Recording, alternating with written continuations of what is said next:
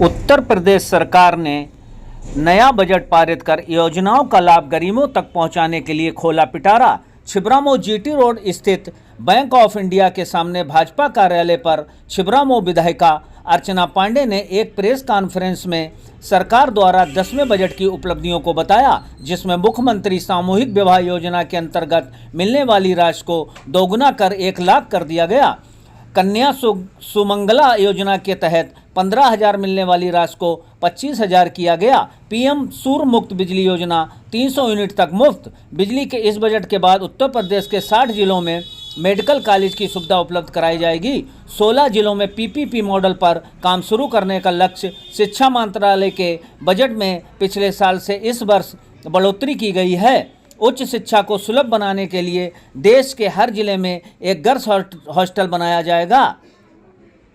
स्वास्थ्य चिकित्सा सेवाओं को विश्व स्तरीय बनाने के लिए पिछले साल की तुलना में 15% अधिक बढ़ोतरी हुई है। राज्य में चिकित्सा शिक्षा के विस्तार के लिए 14 नए मेडिकल कॉलेज का निर्माण किया जाएगा। सड़कों के निर्माण हेतु विशेष रूप से कार्य किया जाएगा। जाम की समस्या हेतु फ्लाईओवर ब्रिज का निर्माण किया जाएगा।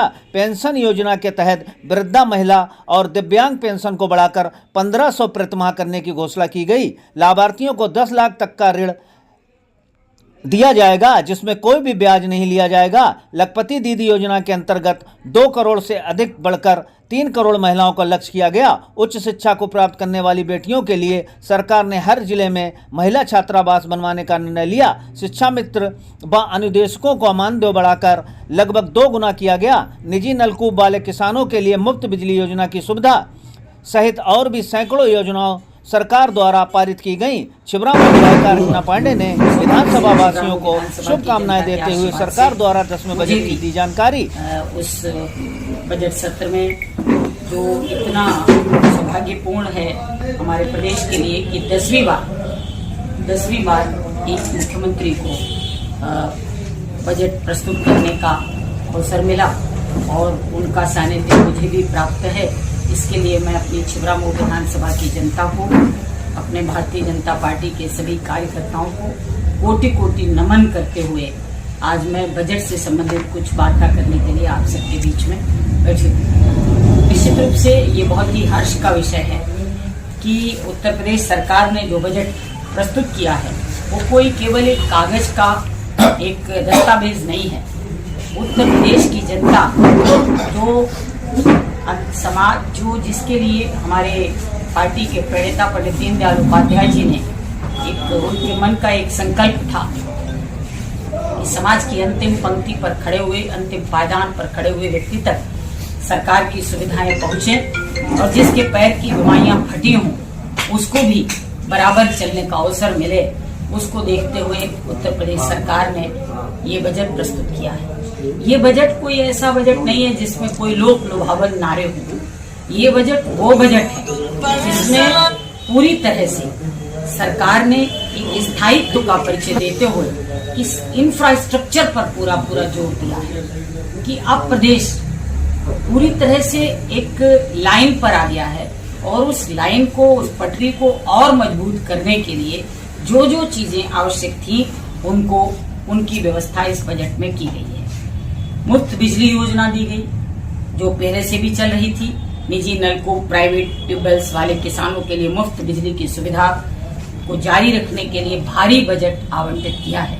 ये किसानों के माथे का पसीना पोंछने के लिए एक बहुत बड़ी राहत का काम है कि जब उनको सिंचाई के लिए बिजली फ्री मिलती है तो उन्हें बहुत राहत होती है। फसली ऋण, अल्पकालिक फसली ऋण के तहत 15 लाख से अधिक किसानों को लाभान्वित करने के लिए 10,257 करोड़ के ऋण वितरण का भी लक्ष्य रखा गया।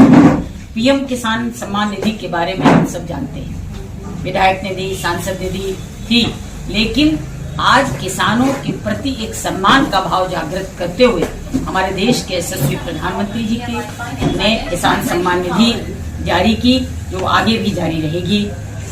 इसके साथ ही साथ बेसहारा गोवंश सहभागिता योजना, इसके लिए भी 1,500 रुपए प्रति माह करने की घोषणा की और एक बड़ा बजट गौवंश के संरक्षण के लिए भी आवंटित किया गया है।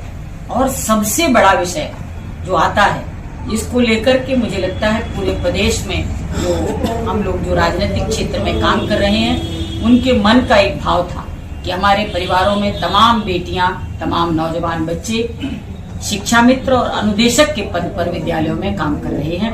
उनका मानदेय 10,000 से बढ़ाकर 18,000 किया गया और अनुदेशकों का भी 17,000 किया गया, जिसको लेकर के मैं उत्तर प्रदेश सरकार को अपने विधानसभा के सभी शिक्षा मित्रों की तरफ से और अनुदेशकों की तरफ से अपने वित्त मंत्री को, अपने मुख्यमंत्री को भरपूर सराहना करते हुए उनको हृदय से बधाई देती हूँ।